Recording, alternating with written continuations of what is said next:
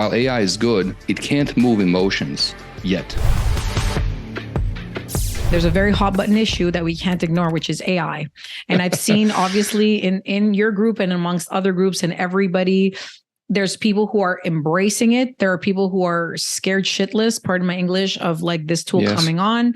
And there's also, just a wide array of opinions on how this is going to work or not work. I mean, we've seen so many new technologies lately, like NFTs and DeFi and all this stuff. And, some predictions are coming true, and obviously there's going to be more. But what do you think about AI?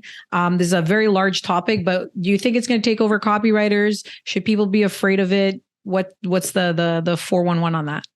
No, I don't think so. I've seen a lot of these changes over the last 20 years, and every time something emerges, we all get a little bit spooked. I mean, I remember back in like when BSLs first came out, right?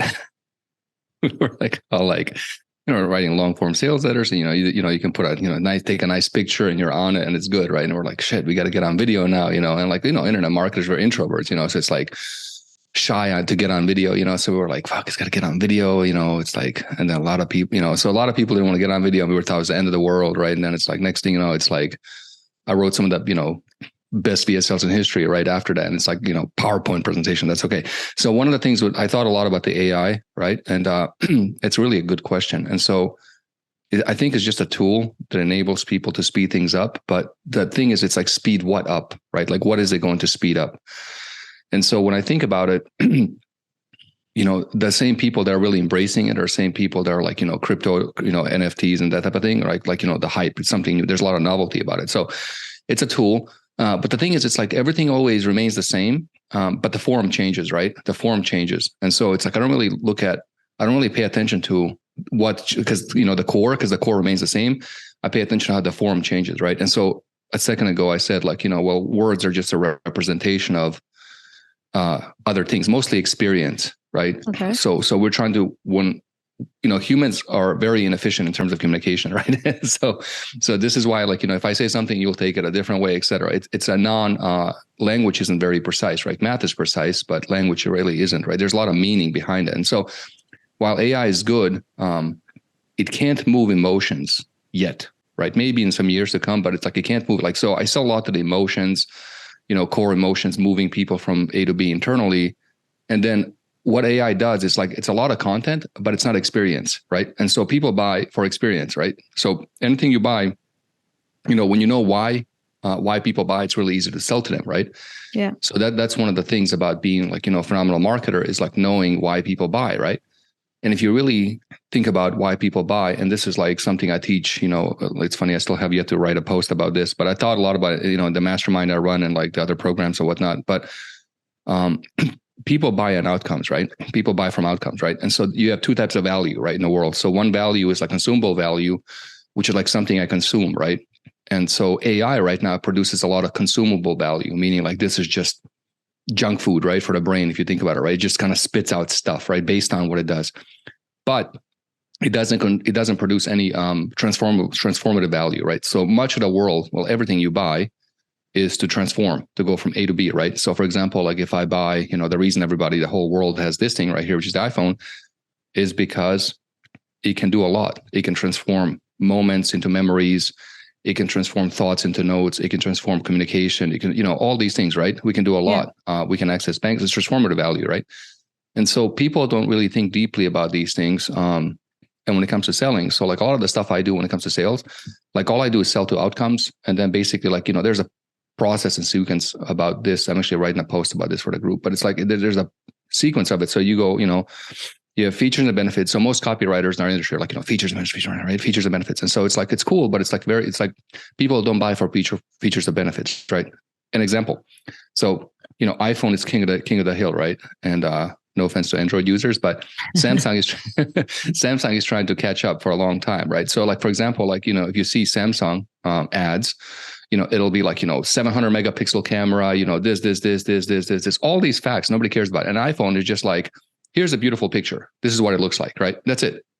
And that's the transformative value. This is what you'll get, right? That's the outcome. So people buy for the outcomes. People know that. So AI can't really do that. And neither, it doesn't know how to inject transformative value nor it knows how to move emotions or outcomes or any of this stuff. Now, I will say though that I think like a lot of copywriters that don't know any of this stuff are in trouble, but those that do are going to be fine, right? Because it can't create experience, right? People buy experience, right? And so, for example, the formula for a brand is like when experience exceeds expectation, then trust is built and brand is built, right? Okay. So whenever I do something, build anything, it's like, what's the expectation here? And then what's the experience that I'm creating? So when experience exceeds expectation, brand is built, right? So trust is built, right? And so then it's like, it cannot do that. So it can't do that yet. So I think we're years away from it. Years away. Okay.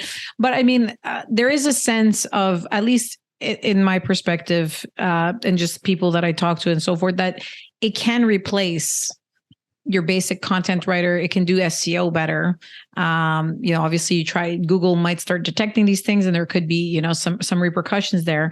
But would you say, like, at least in your group and just, you know, a lot of copywriters, a lot of marketers, I mean, would you say we're not going to hold you to this in 5 years, but would you say it's going to replace 50% of the copywriters out there?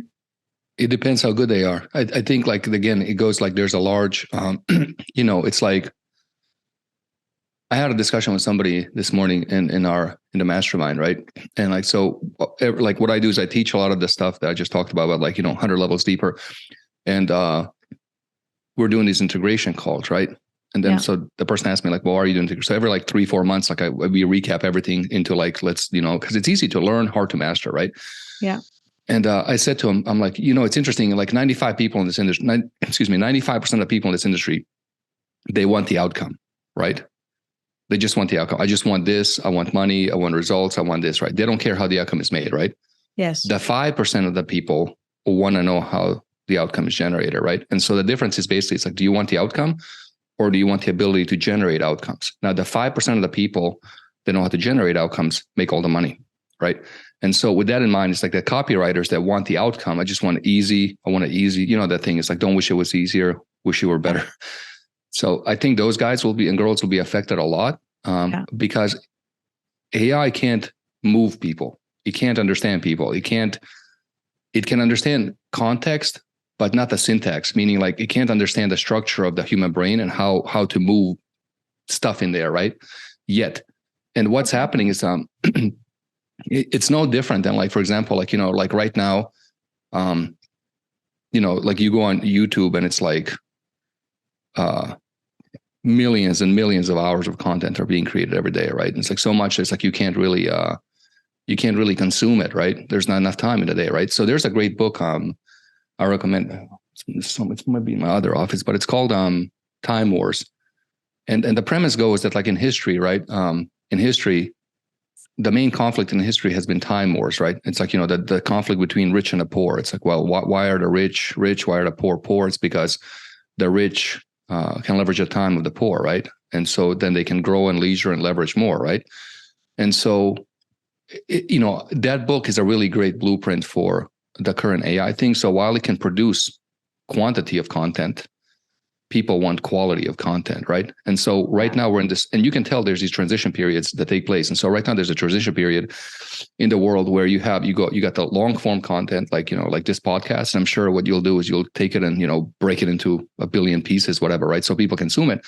Well, the only reason people want the shorts isn't because people want the shorts. It's they don't have time to consume everything. So they want to consume it, which is driven by novelty, right? And so then what ends up happening is just ends up being like people start to tune it out, right? So that's kind of what's going to happen, right? It's just going to be a production for more, but more of what? So the competitive advantage in the world is not one of content, it's time, right? It's time. So if you look at, for example, like Joe Rogan, like what he does is like, he's got 3 hours, he's got you 3 hours there, and then he'll clip a bunch of clips and then he'll get you like 25 minutes over here, Yeah.